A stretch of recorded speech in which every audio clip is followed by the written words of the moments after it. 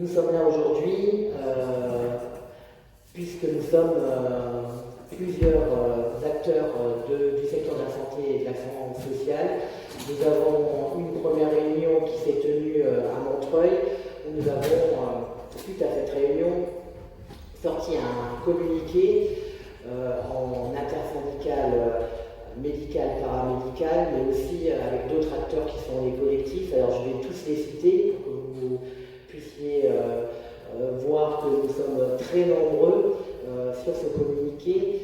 Et donc c'est à l'initiative de plusieurs organisations syndicales et collectives qui sont la CFDT, la CGT, FO, Sud, Solidaire, ensuite la CFTC, l'UNSA et pour les organisations médicales, la MUF, pour le collectif Interurgence, le collectif des 39, mais c'est plutôt le printemps de la psychiatrie, je le rappelle.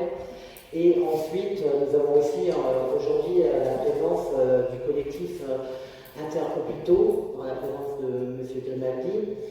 Et donc, nous voulions... et la coordination, la coordination de défense. Et la coordination, oui, j'oublie, l'essentiel aussi, c'est la coordination nationale de défense des hôpitaux de proximité et de maternité et d'hôpitaux de proximité, qui est là aussi avec nous.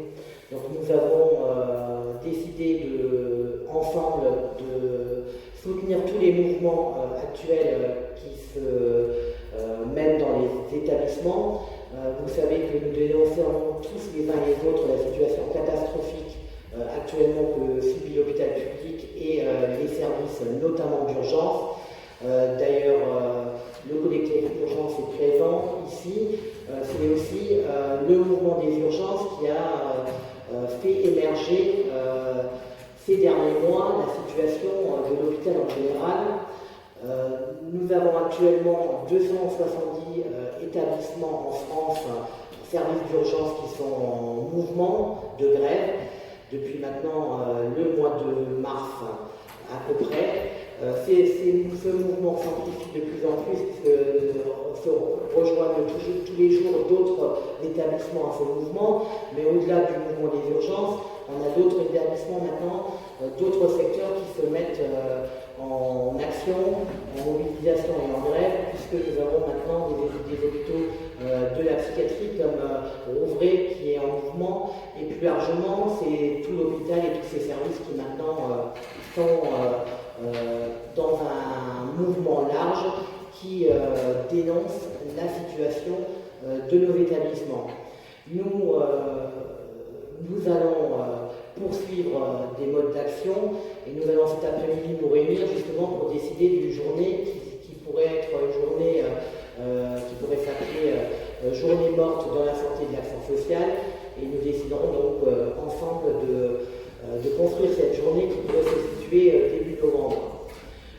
Voilà, j'ai posé un peu le cadre. Je pense que maintenant je vais laisser la parole aux uns et aux autres pour développer un peu déjà la situation de l'hôpital.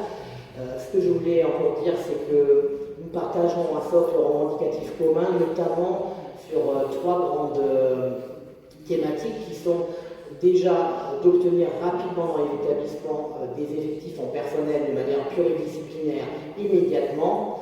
Ensuite, de regarder la question de la reconnaissance salariale de nos professionnels pour rendre nos métiers plus attractifs. Et la troisième thématique, c'est le financement de notre système de santé, et notamment, puisque nous sommes actuellement dans le cadre du débat parlementaire du projet de loi de financement de la sécurité sociale, de demander un Ondam qui permette de fonctionner et de donner des moyens supplémentaires pour nos établissements. Et nous portons l'idée qu'il faut un minima, un Ondam à 5% pour pouvoir libérer et donner une bouffée d'oxygène à nos établissements. Au-delà de ça, nous voulons peser dans le débat parlementaire parce que ce n'est pas possible que la ministre annonce des mesures qui d'ailleurs sont controversées et qui ne répondent pas à l'urgence qui est vraiment de mettre des enjeux importants pour l'hôpital public, mais aussi pour notre système de santé, qui sont des moyens financiers supplémentaires dans le cadre du projet de loi de financement de la sécurité sociale. Voilà. Donc je vais peut-être commencer par Patrick, puis on va chacun développer un peu le sujet. A cappella. Là, on va falloir que tu te mettes. À l'ancienne. D'abord, moi je vais faire très court parce que les points presque les plus courts sont les meilleurs. Donc moi, pour ceux qui ne me connaissent pas, je préside l'Association des médecins urgentistes de France et je voudrais d'abord vous exprimer au nom de mon organisation notre fierté et notre vraiment plaisir d'avoir une convergence de pensée entre nous tous. On a des différences, mais bon, c'est pas grave, elles sont à la marge. Je voudrais saluer avant toute chose le mouvement héroïque du collectif Interurgence, parce qu'ils sont vaillants. Voilà. Et maintenant, voilà, il faut travailler sur cette union qui va se concrétiser ce soir par une grande assemblée générale qui a été organisée à la Bûtis-Salpêtrière. Et la situation est vraiment très grave. Alors, c'est pas pour rien que c'est parti des urgences, parce qu'au niveau des urgences, finalement, on est un peu l'endroit de synthèse de l'ensemble des dysfonctionnements du système médico-psychosocial. Juste vous dire que je pense qu'on est dans une crise sociale qu'on ne mesure pas, mais qui est absolument épouvantable. Et donc, on voit ce qui se passe sur les hôpitaux. Et les hôpitaux sont vraiment, voilà, on va reprendre toutes les expressions, on est à l'os, on touche le fond, on défonce les murs, enfin, je prends toutes ces expressions, elles sont valables. On ne peut plus travailler comme ça. Il y a un ras-le-bol des personnels. J'en parlais avec André Rinaldi avant de commencer ce point de presse. Les collègues s'en vont. Ils s'en vont parce qu'ils en ont assez. C'est assez épouvantable d'entendre, quand on siège à la CME d'assistance publique, chaque mois d'entendre la baisse des activités, de l'attractivité de l'hôpital.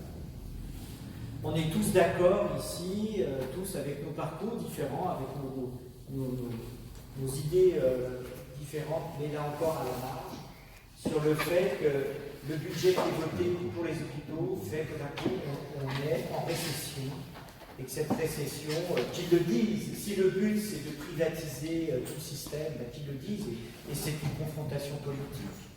Mais de sans arrêt nous faire croire qu'ils nous écoutent et qu'il y a cette espèce de cinéma d'aller rencontrer les conseillers de la ministre, on y écoutait, en fait on perd notre temps. Parce que d'un coup on sait très bien si l'Ondam reste encore avec cette baisse cette année à 2,1, on ne peut pas travailler. Non, on n'a pas les moyens. Derrière ça, derrière ce travail, il y a les malades.